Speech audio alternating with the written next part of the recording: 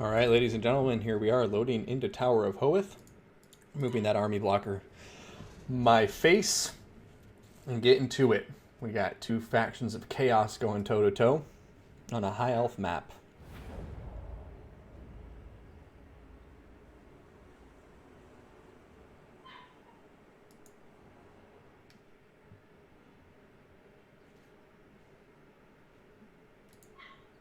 You bastard.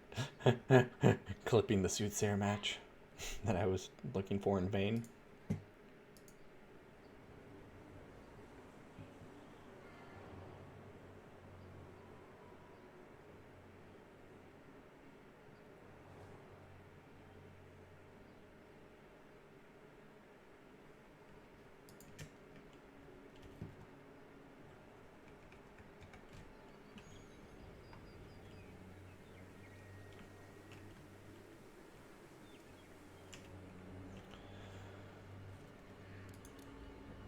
Starting with the Chaos Forces, we have blue player VM Crabling, hailing from Russia, going to be bringing a front line of Chaos Marauders. Looks like we have 5 of them to be precise.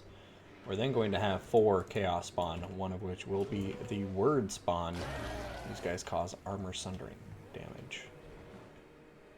Now, we're going to have an ample supply of mobility here. And Romulan Dog is in the game and the chat. Wow, I just realized that. So let me finish this army and we'll get to him. We're going to have some Poison Warhounds. Looks like 1 on either flank. Have the Demon Spew Forsaken in the forest, along with some Marauder Horsemen. And another 2 Marauder Horsemen going to be over here on the left flank. Now, Romulan, if you're there... oh, sorry, I forgot Sartorial. Sartorial's here. Final Transmutation, Plague of Rust, and Searing Doom. Now, if Romulan is here, he can cover this Skaven army.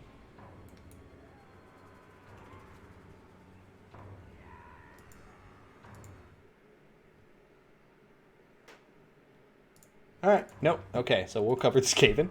We're going to have Gutter Runners. Looks like 2 regular, 1 with poison.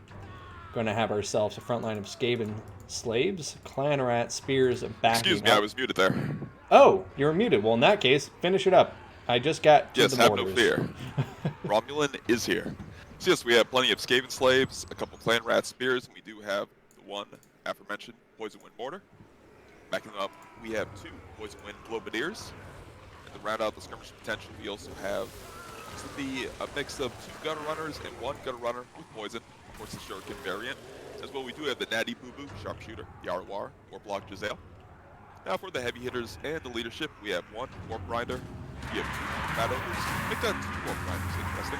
Now for the leadership, it's Double Assassin, the standard kits, and we have a Gracier Plague, he's on the bell, as well a pretty standard kit, the Summons, and Warpstone Scroll. That rounds up the Skaven build. Well, there you have it.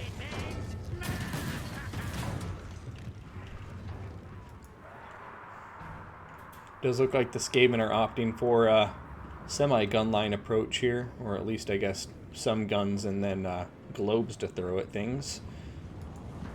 Yeah, nice mix of missiles here, trying to wear down the Chaos Forces on the approach. Yep. They seem to be getting some decent damage done on those Hounds, which is a good initial jump. Any of the key mobile or the fastest units on the field, i.e. the Marauder Horsemen or the Hounds, would be a big pickup early in the game. But then, give this Skaven the ability advantage in the late game.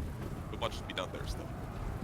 Indeed, I mean, Natty Boo Sharpshooter is able to snipe off 2 models from the Word Spawn. Not a bad pickup for such an early stage of the battle. But yeah, I love the Gutter Runner play, love the defense in depth, but we'll see what happens once Chaos closes the gap and actually gets in here. Indeed, and though the Weird Spawn have taken some decent damage, the other 3 Chaos Spawn to see seem to be in relatively good health, and once they meet the lines, they'll start reaping down Chaos. Yep. Big Final Transmutation upgraded going down here where Sartorial's in combat. Perhaps a bit premature, but still doing some good damage. Absolutely, he missed both Assassins, and the Gracier's only just getting touched by it now. Yeah. So, we'll see though, a nice terror route here, and Chaos is punching on the right flank. Exactly. I mean, that's the problem is once they punch through with those terror routes, it's just so hard for the Skaven to get them out of there in the back line. And right now it kind of looks like Chaos is successfully overwhelming a lot of the front line.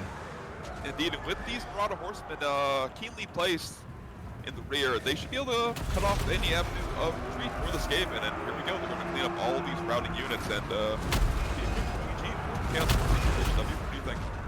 I mean, yeah, unless the Skaven pull something together really quick here, there's a huge possibility for a chain route in the back line where you have Rat Ogres wavering, all these routing units. The Gutter Runners are still hanging in there with their leadership, you know, since they're not too bad in this fight, but this is... Really, Clamor goes down, which helps keep them in that fight for just a bit longer. Maybe we'll get some key damage done, as the Skaven, the balance of power is dead even, but it seems like they're just hanging together by a thread.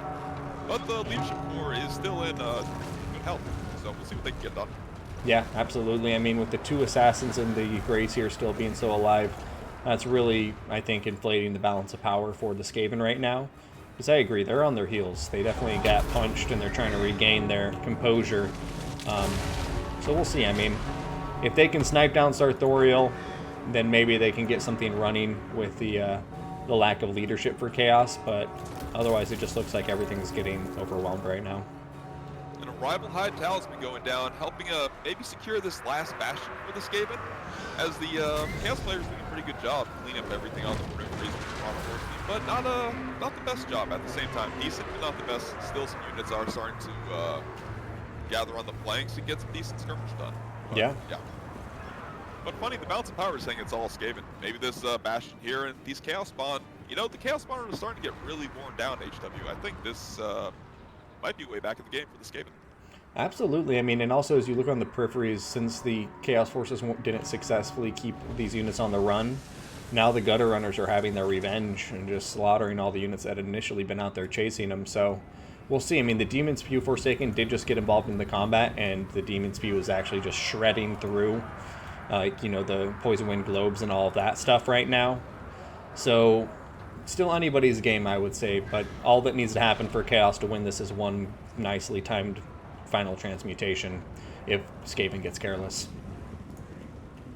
Excellent point. We haven't seen final trans go down besides that one very early on in the engagement, which leads you to believe that perhaps there could be a big, fat, juicy, upgraded cast. Oh, the terror, though, on the Assassins, Romulan. And that could be game winning right there. Yeah, they just went down in such a hurry there. I did not even feel like we turned away for a moment, came back, and those Assassins were just getting slaughtered. Absolutely, it was just mere moments, and it seems the Halberd summon disappeared, and because of that, the Assassins just took so much damage, and they were absolutely one of the linchpin or the win conditions for this game. Use the Assassins and kill. Otherwise, he would probably just tear a route and smash everything. And it looks like we get a nice glimpse of the greater demon of Chaos here. A little glimpse of Siege. I know we've all seen the Warhammer 3 trailer. If not, we should go check it out. And it was just, yeah. Just excellent showing here by Big Bird. Yep. And Warp Quake going down. Chaos Spawn hanging in there by a thread, but yeah, Demon Spew Forsaken coming into combat now, and in the late game, these Demon Spew, I'm excited to see what kind of damage they get, because they're just so good at cleaning up massive amounts of clan rats and Skaven slaves. Absolutely, and that AoE melee attack debuff is quite impactful with a unit like Rat Ogres, as they don't have the best melee attack, relying very much on that frenzy. And most of the Skaven units here have low attack, but it's very interesting. The Skaven still seem to have a decent chance to provide the balance of power, but I don't think there's anything that can deal with Sartorial here in this late game. Terror routes coming in. That's, yeah, really the question is, what do you have to deal with Sartorial? The Assassins, I think, were really his main answer in the late game, but unless he can somehow figure out how to get them back in this game, I don't see Sartorial going down to anything, especially with his missile resistance.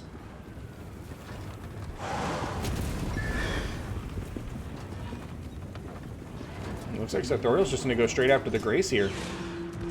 You know, it's really curious. I should note on the Assassins, they only had the Rival High Talisman in this battle. They did not have the Assassin's Trophy. It's really very odd. No, that is strange. They brought Slippery instead. But, I mean, look at this. Assassin getting some good hits on top of Sartorial right now. But It will be enough. my money's on no. But I've seen stranger thing happen, and I've already been dead wrong today on how a battle was turning out. Well, I certainly would not bet against it. And, you know, it's going to come down to single entity attacking rules pretty soon here, as there's nothing left in Chaos here, HW. Yeah, no, it's gone. just going to be Sartorial. But, like I say, I still haven't seen another Final Trans. So, Final Transmutation, I think, could still turn this around, no doubt in my mind.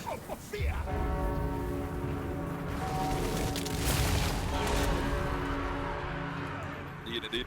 Terror. The players to stay in combat. It's not going to matter too much. But, balance of power. Just keep the Skaven in this, otherwise their leadership would undoubtedly. Yeah. Oh man, Terror kicking in on the Plague Priest. Oh my goodness gracious. Romulan, what's going to happen here? Rat Ogre's getting on top of Sartorial now, though, and he is low on health.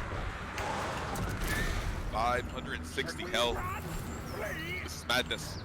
But, yeah, the Grace here, if it has an Unholy Clamor, I think that's going to win the game. Although it's funny, these globes really don't want to throw any of their globes right now, since they'll kill all the rats.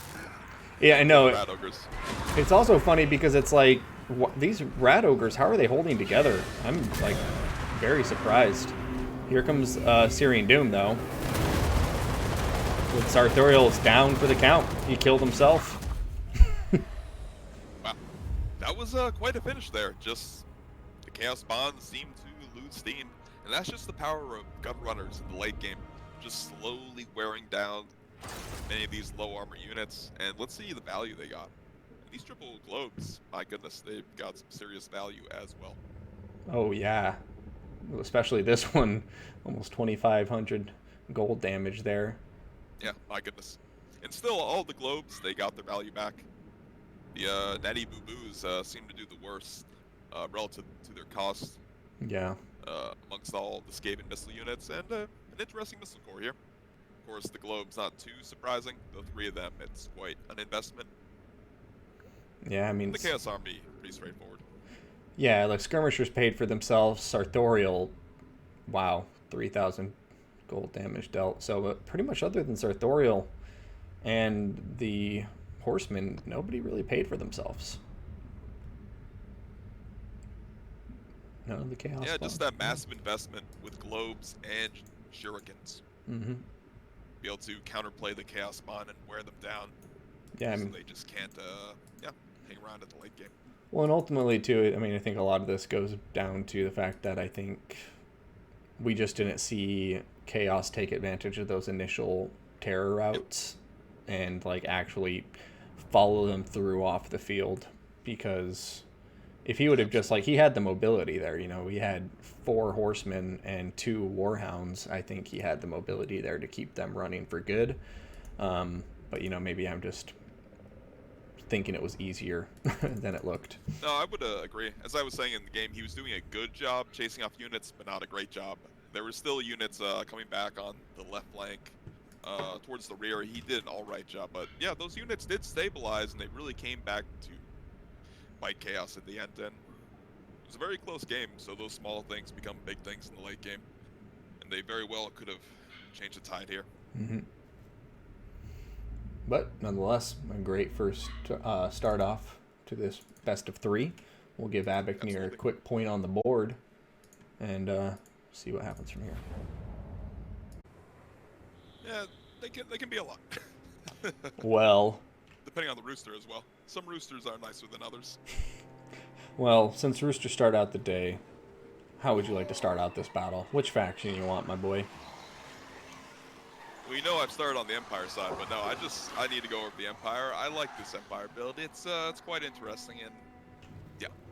So we will start with the Empire, and starting with the Infantry Corps. It's made up of 4 spearmen with shields. Now, these are not just normal spears. These are the veteran spears. These are silver rank spears with 4 chevrons apiece. Now, holding the center, we have Sigmar's sons, the Arwar swordsmen. almost a staple of any Empire build. And now for the skirmish potential, we have 1, 2, this would be 4 Huntsmen. And then the strongest Empire missile unit, an Archer, holding up the center. So quite interesting skirmish force here. And now for the cavalry contingent, we have looks to be 3 Knights of the Blazing Sun, some heavy hitting Empire Cav. Now for the leadership, there is a Light Priest in the air on the peg, not something you often see. She has Shem's Burning Gaze and the net of Amitok. And Volkmar the Grim, he's on his pimp wagon. He is a standard kit. All the good juicy things. Everyone has put up to deal with this Empire force, HW. Well, Romulan looks like they are going to have at least 3 Dryads that I can see so far. We have some Hawk Riders up in the air, 2 of them, 1 on either flank. We're going to be looking at Wild Riders with shields.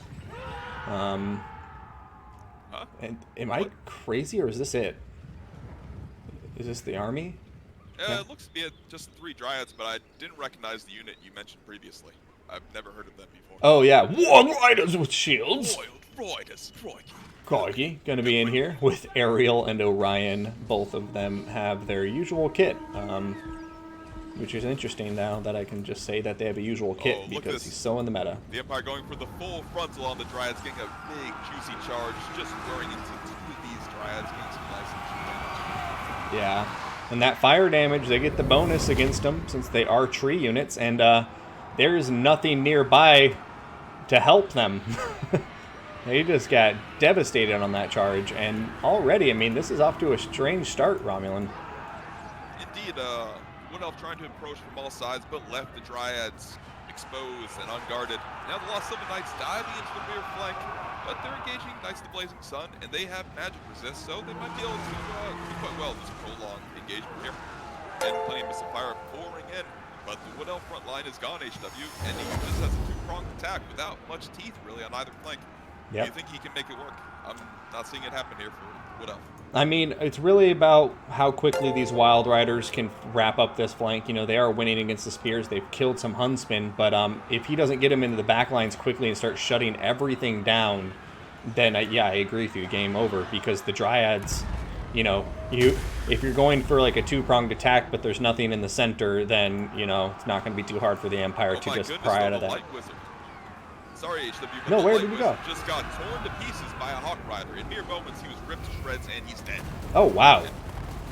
Magic is gone for the Empire. And I just missed that. Lost Sylvan Knights are routing, but the Empire has nothing fast enough to chase them. And now it's Ariel and the Wild Riders. Like, yeah, these Wild Riders are full health, and they're just slaughtering everything. Oh, but the Banishment could catch a few of them, but they don't take much damage from this. I think the Wood Elves could just win this. Yeah. Because with the caster gone, now the Empire seems to be on the back heel. No doubt, no doubt. I mean, Volkmar is no chump, but he's not going to be a great hero-killing lord, and right now you have 2 of the hardest heroes in the game to kill. Indeed, Orion is an absolute boss. And Volkmar simply does not want to fight the likes of Ariel and Orion. The rest of this Wood Elf army he's fine dealing with, but that's simply 2 targets he cannot deal with. Ooh, Grand Soulfire. Ouch. Those Wild Riders had a tough time there. That was a pretty good Grand Soulfire. Now the Wild Riders routing off, but oh my goodness. And the Knights of the Blazing Sun. Everything's terror routing on either side. It's absolute madness here, HW. We'll see. I mean, if I were Volkmar, I might try regrouping down here with some of these spearmen that are fighting Dryads. Just like, try to regroup as much of your chaff as possible so you can survive this high elf cav onslaught. But I don't know. It's looking like it's going to be getting grimmer and grimmer for Volkmar the Grim here. Indeed, very well put. As yes, with these missile units being dealt with, there's nothing really to deal with Orion. The cav, all the chaff, Volkmar himself, yeah, he will not do so well in that combat fight. See, maybe a couple Grand Soulfires or a Banishment could change things for the Empire, but it indeed is looking good. Indeed. I mean, the Huntsmen at least providing some supporting fire, which is much needed and nice, and the Wild Riders and the Lost Sylvan Knights looking tattered as ever, but without magic, it's going to be a tough one. But I mean, I guess I can't say there's no magic. I mean, Volkmar the Grim calls down souls from the sky on people. That's magic. If Indeed, he is essentially a caster with those abilities. Just, yeah. But it's was a really curious pick, you know, seeing the Light Wizard in the air on a peg, of course, against the Wood Elves. Seems like a very risky pick, and yeah. it proved to be so. No, couldn't agree more. I mean, Volkmar is healing. That's always good. I mean, he's chasing off Wild Riders, but it's just like at this stage, I think it's kind of going to be over, unfortunately, for Crabling. Great player, but it just looks like Mr. Yep. Han CNR had his number this game in spite of what I thought was like going to be a really strong start for the Empire getting on those Dryads. Yeah, it seemed to all go pear-shaped once the caster died. He just melted to those Hawk Riders who have good AP attack, but the Light Wizard practically vanished as soon as they touched him. Yeah. And yeah, it just a great initial play, and then the follow-up just didn't seem to be, yeah, as you said, as strong as it needed to be. And the Wild Riders in the late game here just can reap value. Yeah. Great speed. There's like really Charge nothing bumps. the Empire can do here. I mean, He's just kind of scrapping out, you know, I guess. He can't catch anything either, I suppose. That's besides these Dryads, which, can he catch these Dryads, actually? Volkmar? He can't, okay. Volkmar can, 43? but, yeah, but 7 speed isn't even that. He'll still be a slow chase. Yeah, and the Wood Elf is fine kiting here with the multi-unit, well, multi-entity model. The Hawk Riders. Yeah, this is just you know, players trying to play it out when you're about to go down to a later round. It's a marble. Play it out. Try and get a few pounds of flesh in the end. Here we go. It's Battle of Champions. Reed. Orion versus Volkmar. The stash versus the antlers. You got it. Oh! That vanished.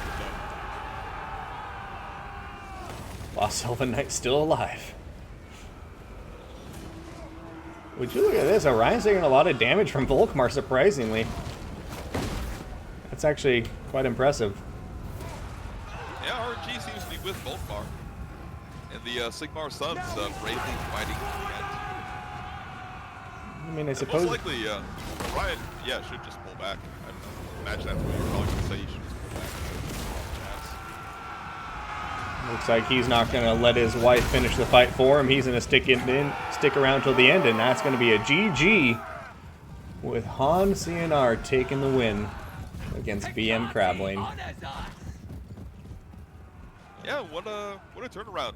He it was maybe a questionable play, letting the Dryads get absolutely crumped, but from there, he seemed to have a decent two-pronged attack. The Loyal Roidus, the Lost Sylvan Knights working opposite flanks, and eventually they met in the center, and it was GG for the Elves. But again, I think the Lightcaster getting sniped, I mean, that proved to be all the difference, though I'm not sure if he ever really can get away. He's just as fast as the Hawk Riders, and the projectiles could stun him and catch him. Yeah, exactly. It's just a tough fight. Yeah, really his only hope was to get all of the Huntsmen to fire at the Hawk Riders if they bunched up on him. But other than that, he was going to have a tough time getting value or escaping with his life. And I imagine it's just that he expected there would be no Hawk Riders, since it's just a unit you don't often see in this matchup. It's not really meta-defining. It's very useful. You might see it here or there, but there are other matchups where it's much more prevalent than in this matchup. Yeah. I mean, these Wild Riders, Romulan, just raking up value, though. Crikey. They're just, yeah. They were the win condition, and they brought the game home. So, Ryan and Ariel could slay Volkmar the Grim and claim the day. But it was all on the backs of these World Roidus. Just absolutely glorious use and tremendous, 500 kills between these three Deer Cab units. And let's see, that's, nearly 60% of Crabling's army killed by these three units. So good play. Very solid play there. Yeah, completely agreed.